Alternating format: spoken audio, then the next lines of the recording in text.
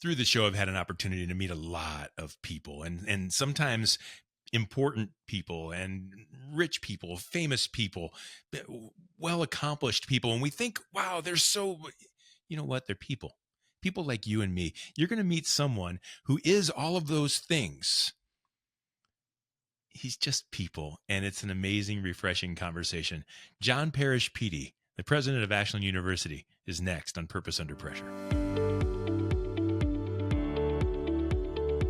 The heat is on. Let's get cooking. This is Purpose Under Pressure. It's a podcast about people. People just like you, people just like me, business folks, organizational leaders, trying to get things done on purpose. We wake up in the morning, we swing our legs out of bed, we put our feet on the floor and go. And quite often the pressures rise right about the time you open the door and hit the road. They say, nope, something bad's going to happen today, or no, we're going to throw a left turn here or a curveball there. And what you do when that happens, that's the purpose coming through. Do you stick with it? Do you stand up to it? Or do you crumble just a little bit? And so that's what this show is all about. It's called Purpose Under Pressure. If you're back, thank you. I appreciate your coming back to see what we're up to now. Don't forget to give us a like or a follow or a subscribe. Those are really cool. I love to know that you're out there, and people love to know that you like the show. And the more people we can learn that are watching and bring them back, the better chance we have to kind of change their lives too. So thank you very much for being here, and hope you will tell a friend. Purpose Under Pressure is brought to you by Sandler by the Ruby Group, serving sales professionals nationwide from their Akron and Columbus, Ohio locations. They're also in Jacksonville, Florida. They provide sales training, business growth strategies. If you are a boss or a leader or a sales manager or director, you know your team has to perform at the very highest level, but it also should matter to you how they perform. How did they close that deal? Which clients did they bring in?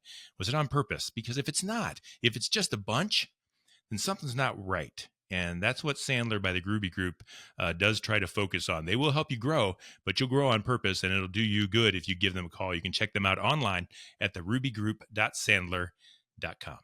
I am excited to introduce to you today our guest. Our guest is Jon Parrish Peede. He's the president of Ashland University. He's also the former chairman of the National Endowment for the Humanities. I'm an AU graduate, and I'm proud to welcome Jon Peede to the show. Welcome to Purpose Under Pressure.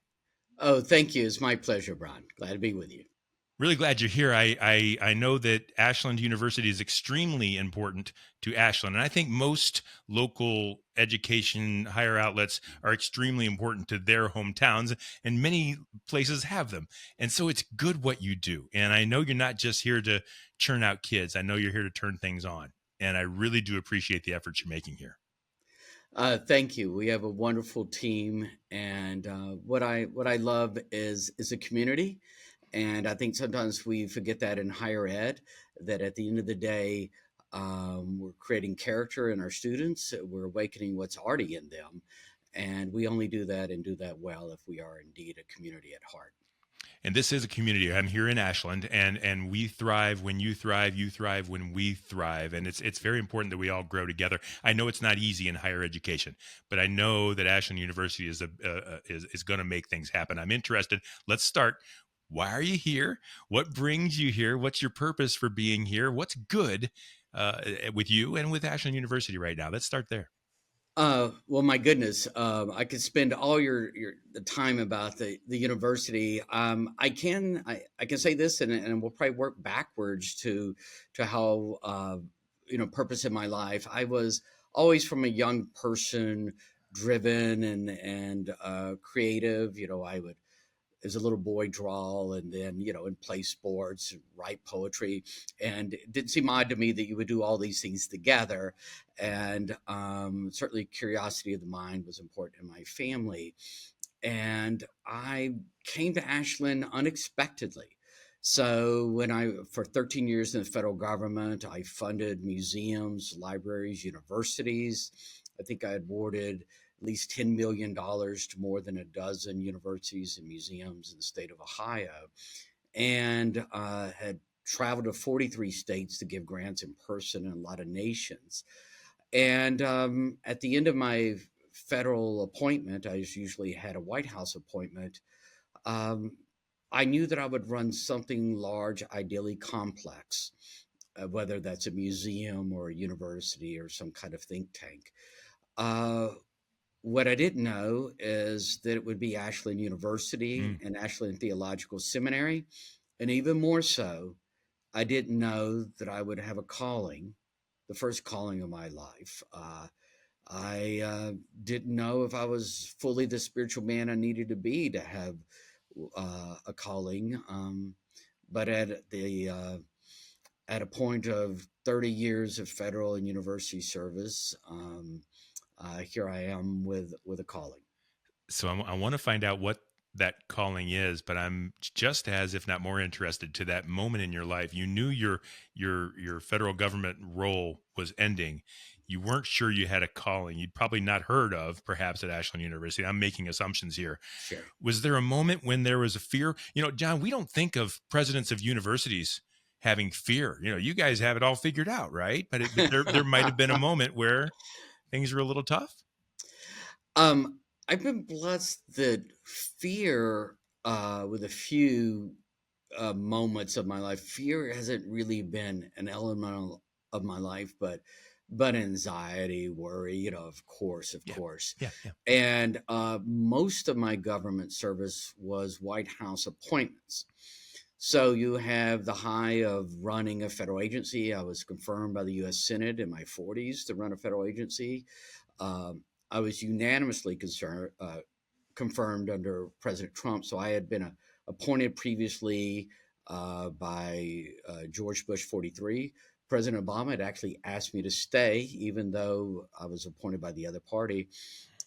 Went to the University of Virginia and came back when President Trump asked me to. And I was very proud that I was unanimously confirmed by the U.S. Senate. So not a single senator voted against me, which is another way of saying I'm a middle child.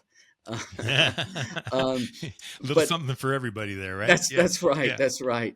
But that does mean at the end of an appointment, it usually ends on the day of the inauguration. Okay. So there are, just as everybody coming into office is celebrating, the rest of us are boxing up our possessions and leaving. Yeah. And so when I left the chairmanship of the National Endowment for the Humanities in January of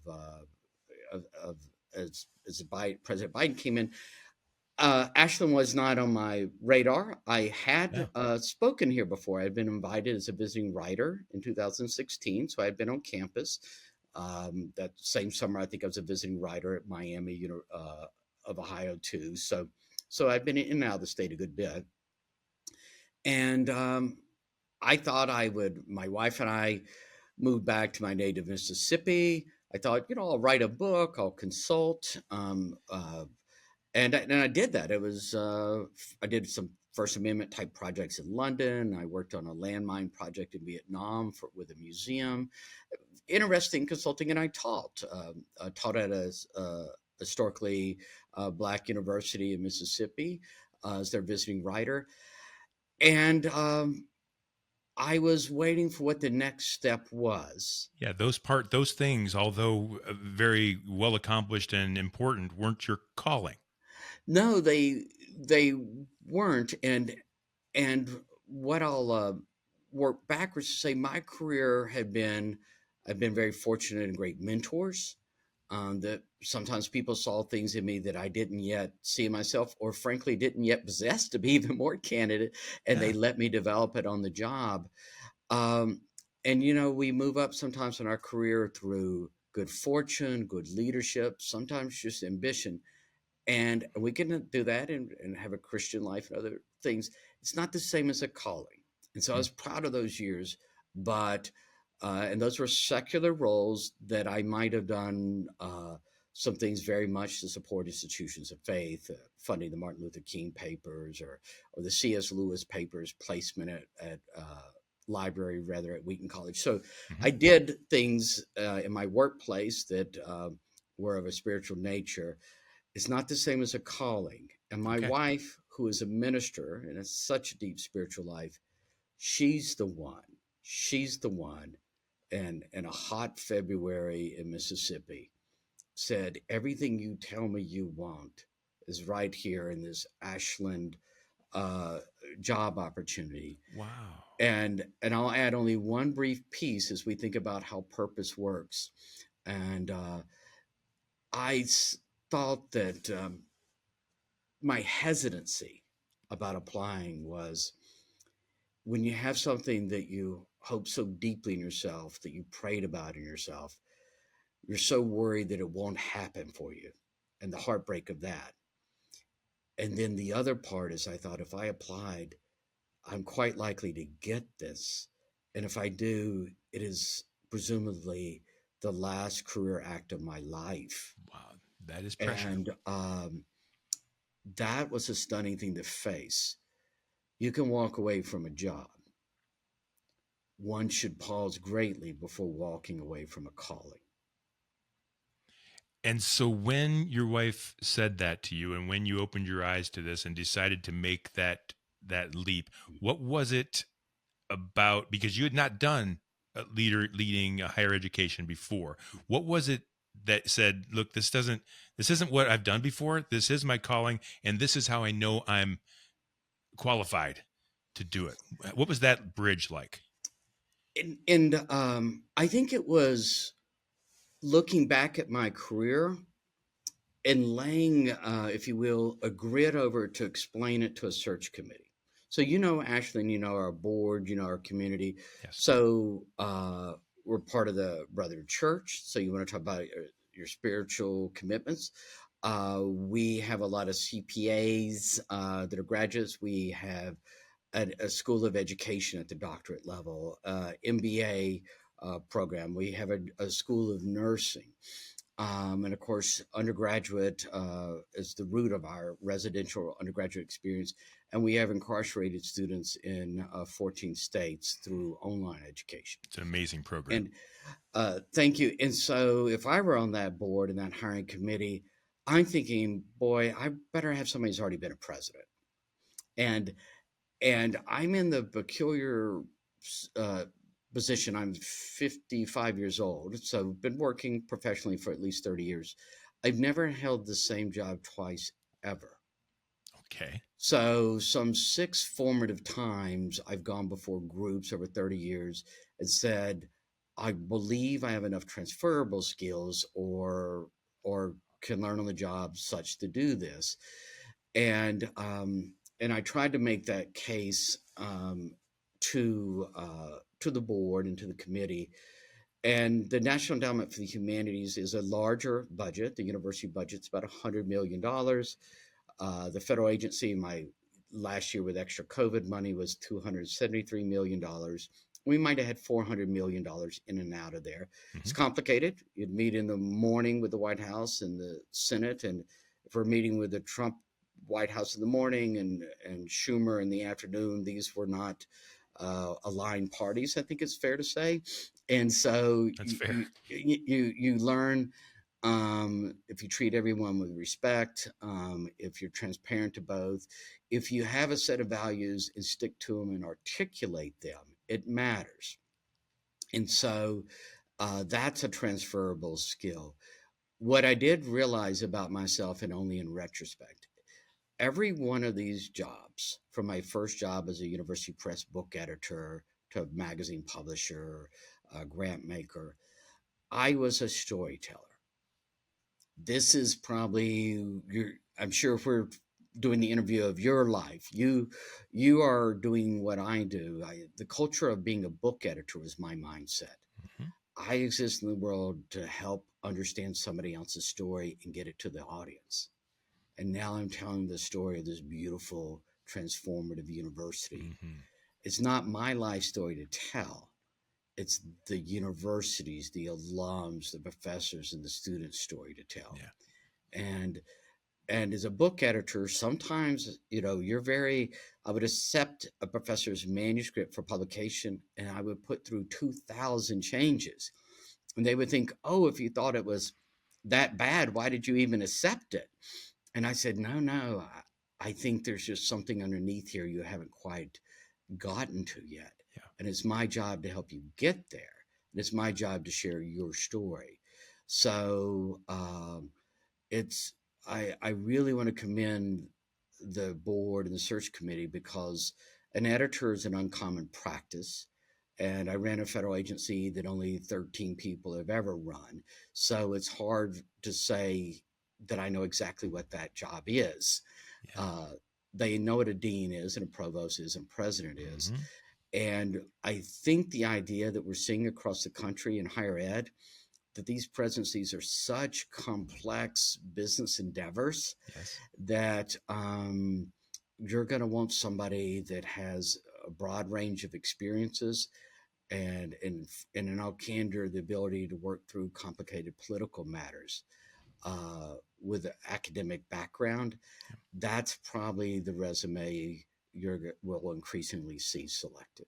Yeah. Yeah. And I know that the Ashland University and almost any organization where a new CEO comes in, there are already, waves in place, the churning is already taking place, and it's difficult. And so I'm interested. We talk about calling still. If it's truly your calling, let's pretend that it's like the skies open up and the sun lines down and everything's perfect from then on, because why would it not be? And yet I can't imagine it's that way. It's still your calling. But what's the difficult things, maybe the most difficult thing that you've had to adjust to or that you've accomplished, hurdled, since you came to Ashland University? Well, I think the biggest thing I would note is because of the FAFSA, and for those who don't have school age children, that's essentially the federal government's instrument where a family reports their level of financial need. And without the successful completion of that, you cannot receive student loans and some institutional funding. And the federal government was so behind with that document that it really, really impacted, particularly the student profile we have. Really? If you're Harvard or Stanford and you have a junior and they receive $50,000 in student loans the last 2 years, or student financial aid rather, you can go ahead and give it to them. If the number ends up being wrong, they can absorb the loss. We try to keep our tuition at a much more manageable price than that. So we really need to understand what the family's finances are so we can put together the best package. Mm-hmm.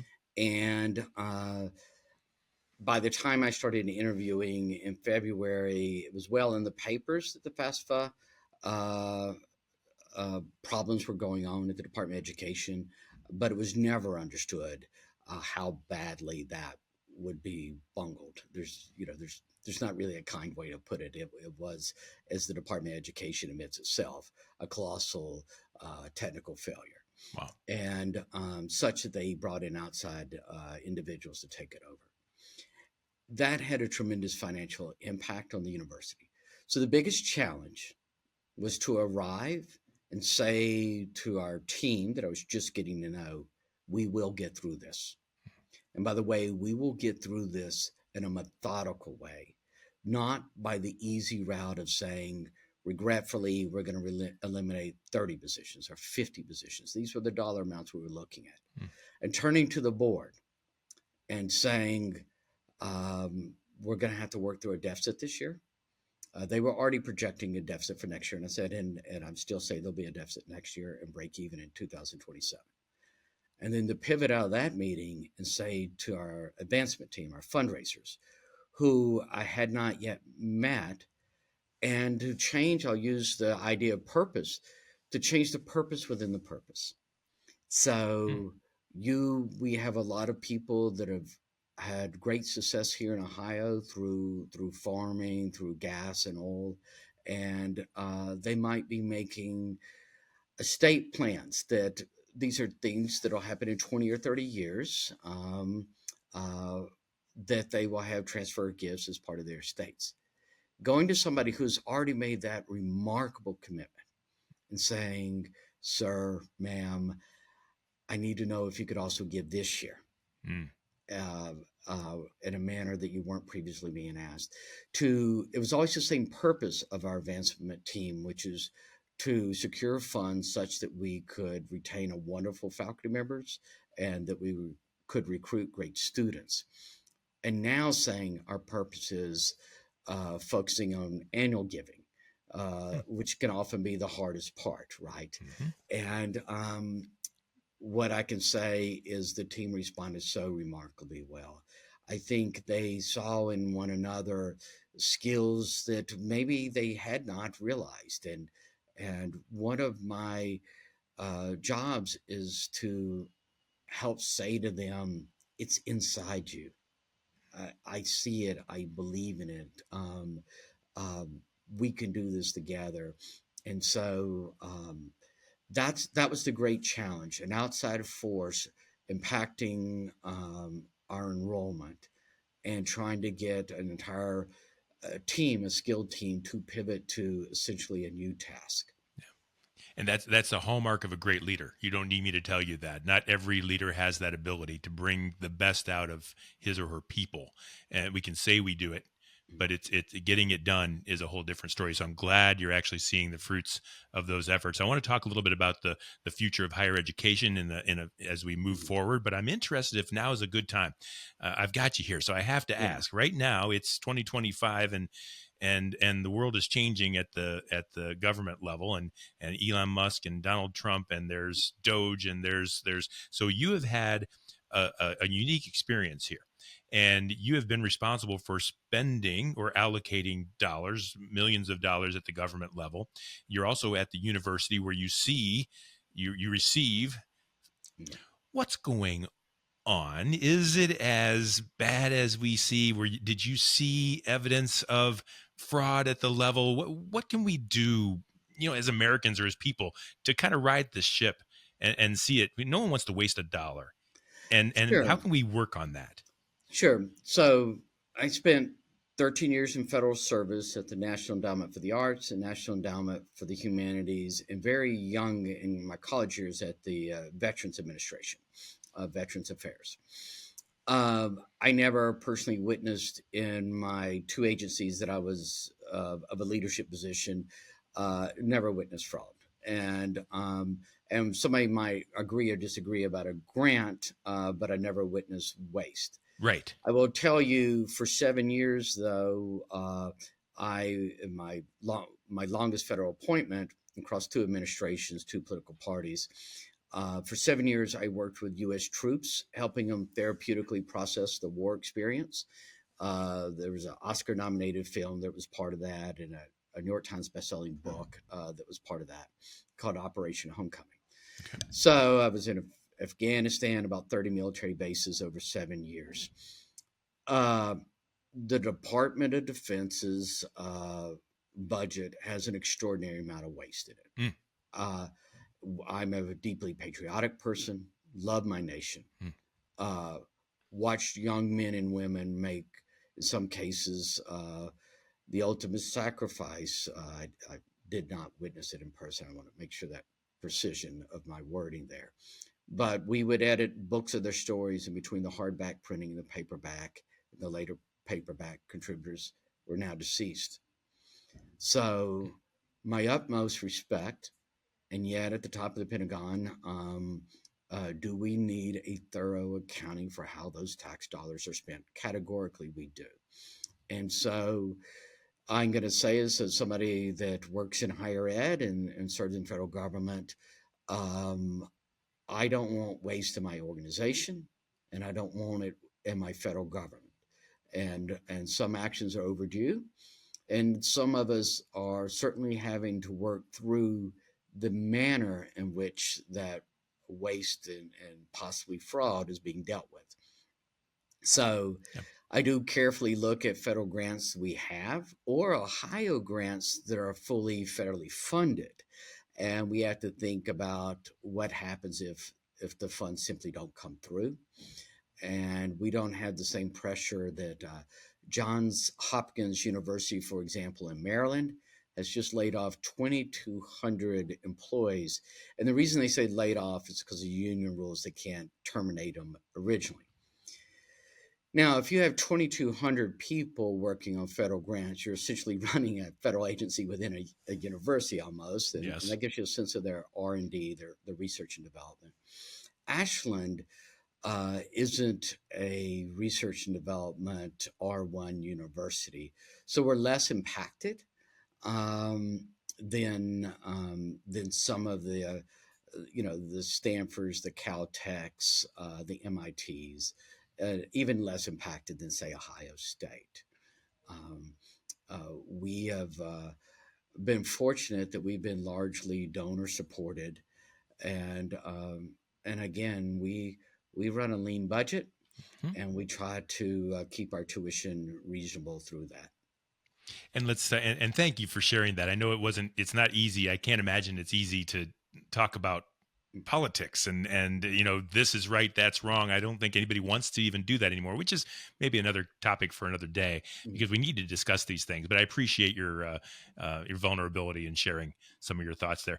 Real quickly, what was it like when Donald Trump called the second time and said, hey, come back?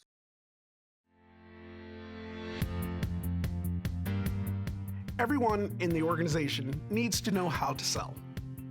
Sales is the strength of any company.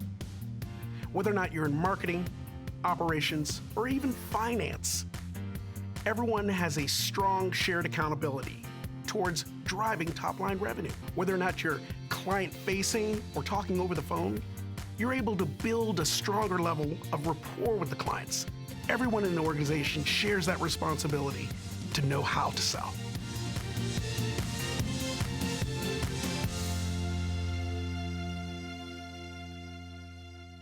Real quickly, what was it like when Donald Trump called the second time and said, hey, come back? So when in the Bush years, I was a 30-year-old learning from these great leaders. I was under probably arguably the greatest leader in the history of the National Endowment for the Arts, the writer and poet and businessman Dana Gioia.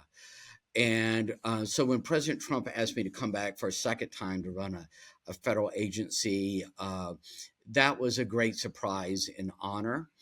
And I am going to say I'm staying at Ashland, not re-entering federal service for, I guess it would be the fourth time. But I have said, I will be honest, I've advocated for our professors and our alums for serving in federal roles and boards and commissions. And so I do, let's say I am in frequent contact with Washington, D.C., and back to talk with political leadership there. Well, I think it's part of your calling. I can tell by, I think it's part of who you are. And I think it's good that you're opening and keeping those doors open. I want to switch back to higher education a little bit. I want to talk about the future. I don't always like to steer people, but I know the challenges in the future for higher education involve finances, but they also involve the students. Where should they go to school? Why should they go to school? Should they go to school? And that impacts the success on your enrollment and of your university. And so what are the challenges that you have to lead through to overcome to make sure the students get the very best, but that also Ashland University continues to grow? Is that a fair question? An excellent question. And I'll tell you, and in many ways, even the title of your podcast comes into it, because we are making a conscious decision at Ashland, and I'll say I am as president, to pursue our future in a way that, in all candor, does increase pressure on us financially, emotionally, everything. We're doing it because we believe it's our purpose to do it. We believe it's aligned to our roots since 1878. We'll be coming up on 150th anniversary. What do I mean by that? Let's talk about, and I think Ohio audience in particular will get this, but even your listeners outside of Ohio will know these two institutions. And so I'm going to identify two institutions by their larger identity, knowing that there's nuances within that. If you and I were in charge of recruiting students to, say, come to Oberlin University in Ohio, they're very upfront that social justice is a real part of their identity. Students and faculty are generally politically progressive. And so that can be very clarifying if you're a guidance counselor, to steer students that want that environment to go there. And of course, there'll be other types, there. In our same athletic league, there's Hillsdale in Michigan. Hillsdale is politically conservative. Their faculty is, their president's a leading cultural figure of conservatism.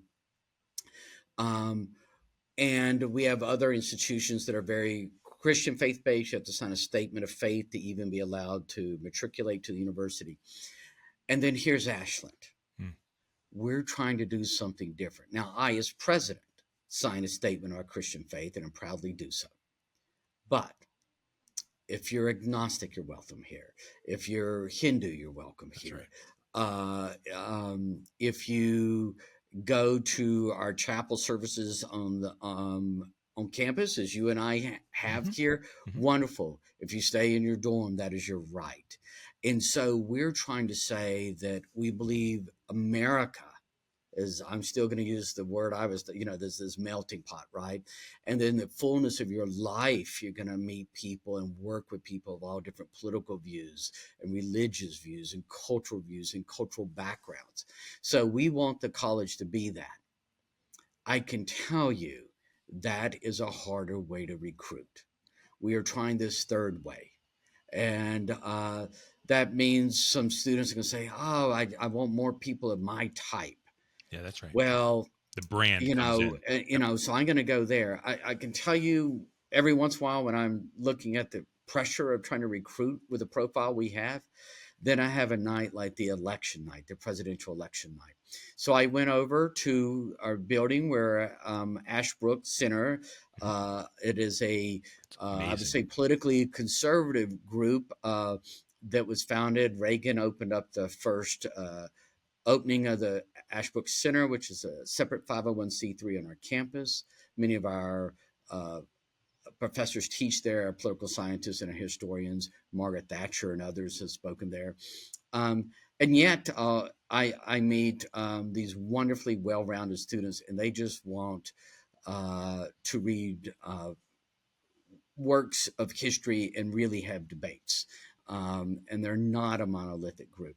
So on the election night, they had pizza, and the college Republicans and the college Democrats on campus sponsored it together. They're drawing the map. Obviously, one party maybe felt better about dealing with coloring in the states that night, but it was wonderful. And then you turn on cable television, they say, oh, we're so divided, and people are self-selecting. I don't want to live in a world where all my friends think just like me. All the neighbors that I share meals with are just like me. I want to live in America. And so I think we're doing something great here. Is it tough sledding? Yes. I don't think anything, I think of Teddy Roosevelt's The Man in Arena. We are called to be everything we can be. We should associate ourselves with the hard path. Absolutely. And that is what we're trying to do in the state of higher ed. And it will be increasingly hard to do that. And the last thing I'll say is we are also making one other quite hard decision. We are saying we're going to invest all the money it takes to be a residential collegiate experience. All the cost of the buildings and the land and the library. That, yes, of course, we have online classes for the graduate classes, online degrees, so that teachers all over the country can study with us, for example. But there are a lot of places that are saying that's not sustainable, that you need professors just sitting in their house, getting paid as adjuncts, teaching these classes online. And one of my absolute favorite people on our campus and our Dean Sean Orr of our non-traditional learning, she's wonderful about online coursework, that modality, workplace development. We do an incredible amount of certificates, and others. But at our heart, for the undergraduate, we believe in the 4 years of a melting pot of really decent people debating ideas together. It's the right path, and it's the hard path. It's the hard path because it's the deep path. I'll share an analogy, a story in my own life. A few years ago, 10, 15, however many, I'm terrible with time, but I spent some time in China, and we were in the big city of Shanghai. And this was just after the Olympics had come, I believe. And we walked through the streets of Shanghai, and it's beautiful. Like, it's lights and cameras and high tech, and everything's amazing on the surface. If you took a few steps down the alley into the back of the buildings, it was like a movie set. there was nothing there. It was poor. It was um, distressed and beat up, and it wasn't what it looked like on the front.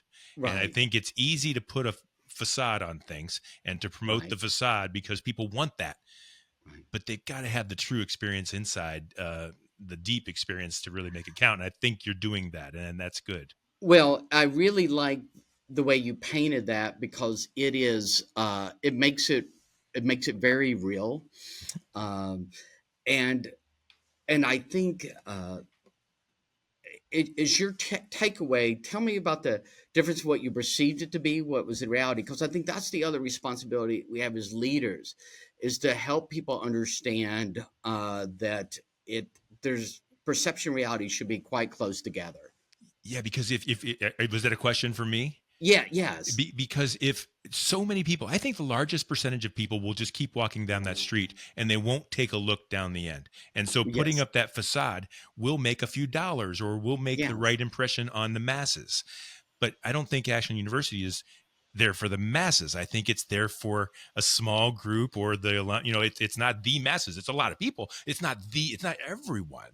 And so by doing it right, so I mean, people like me that wanted to see what's really here, Mhm. it changed the way I viewed that city and that country, and always will. Some other people that didn't look down the alley won't have the same perspective of me. It doesn't mean they're wrong. It just means they didn't look quite as deep. And so I know, based on what you're telling me, I know that when I walk the streets in Ashland and walk the areas, and I see, my buddy Rick, I know he's got the nice ferns up, and the hostas look great, and the flowers look good, but I know it's deeper than that, and that's really important to me. And I'm glad you're paying attention. Well, thanks. And what you said, Rick Ewing, his team, the whole team's wonderful, and that is for us an outward manifestation that we are trying to teach the students about what William Faulkner called the old verities, right? The old truths. Mm. And so that's why we're still reading books from 2,000 years ago and even older, right? That's why we're trying to have continuity with our cultural past, and that's not one past, obviously, Yep. but there is when you talked about China, on the one hand, I remember their Olympic ceremony. It was so Oh extraordinary yeah, and remarkable and envious. And yet I also remember they had to tear down some of the most historic parts that's right. of the city to make way for that. And I That's right. think that's a great metaphor in higher ed, is that you can be forward leaning, but you have to be rooted. Yes, sir. Um, uh, I love nature and I love trees and flowers, and we don't go back to national parks to see nature that is unrooted, because we call that a wasteland. That's right. That's right. My last question for you, as we kind of wrap up, you talk about calling. We get back to that and purpose, and you're doing what you're called to do. Calling doesn't always mean it's happy work. Are you happy? Are you glad you're here at Ashland University? I'm content, and I don't substitute contentment for happiness so much, but happiness, so much of the world can penetrate on it. Mm, Contentment, I have more ownership of. Contentment is about me looking at defining it. So defining what I'm gonna prioritize. So today I'm gonna meet about budget matters, and I need to raise more money than I've raised so far. My contentment comes because today I walked outside and we're having kind of free coffee for the students, and they can either tweet that it's the day of giving today, as it is, yeah. or they can write a note, dear donor. They don't quite know who they're writing, and yes, they need to write a little card, and people are saying some really special things. Mm, I think we underestimate the youth of America and those international students that have come here. I think they have great generosity in their hearts, and we need to do a better job as an older generation of giving them outlets for it to come forward. So I might spend 4 hours today in the budget. I spent 10 minutes out there with the students, just looking at them write the cards. Hmm. My contentment resides in them. There. Yeah, absolutely. I don't think you're hard to find, and I know Ashland University is not hard to find, but I like to give my guests an opportunity to promote things. And if someone needed to reach out to talk to you or to learn more about Ashland University, what would be the best way to do that? Oh, sure. Well, we answer emails. The email that doesn't always come directly to me, and that's frankly so it can get answered more quickly or get to the top of my inbox. But I can be communicated with at president@ashland.edu. People can call us. Our phone numbers on the website. People can reach out across social media. I'm present in my personal and professional capacity, on a couple of social media platforms. And tell us what we're doing well. That's great, but also tell us ways we can improve. I don't know any uh, lasting organization that isn't in a constant state of improvement. John, well, folks, as we wrap up, I'll tell you this. I'm an Ashland University, I'm an Ashland Eagle graduate. Back in 1988, I received my diploma. I'm not sure I earned it, but they gave me one anyway. I paid for it, right? And it's led to great things. And so this is not a commercial for Ashland University, but I highly suggest if you've got kids or you're looking for an MBA or something of that sort, education-wise, they're a great school. And that's all I'll say about that. I do want to say this, John and I, you and I haven't talked. We've met, and Yes. we briefly shook hands at church one day. But I will say this is the first time I've talked with you, and I will let everyone know that if you want to know about whether is John the real deal, I can tell he is. And I think, John, I know a lot about Ashland. I know a lot more about Ashland than I know about you. Mm. I can tell now that I think you're good for Ashland. And I have a feeling Ashland might be good for you. I sense a blue collar, down to earth approach that is very highly skilled, able to take care of the important things, which leading Ashland University is, but also able to be a part of our community and to assimilate and to understand and have empathy. And I'm really looking forward to seeing the things that you do at Ashland University. Oh, well, thank you. Those really kind words, and I appreciate you reaching out to me, Bryan, from church and involve me with this. And I say to everybody, meet my wife first, meet Nancy, and my goodness, if I ever met somebody that had purpose in her life, I'll just say quickly, she's an ordained minister. Nancy's older than I am. She's retired now, but about 100 women were ordained in the 20th century as Southern Baptists.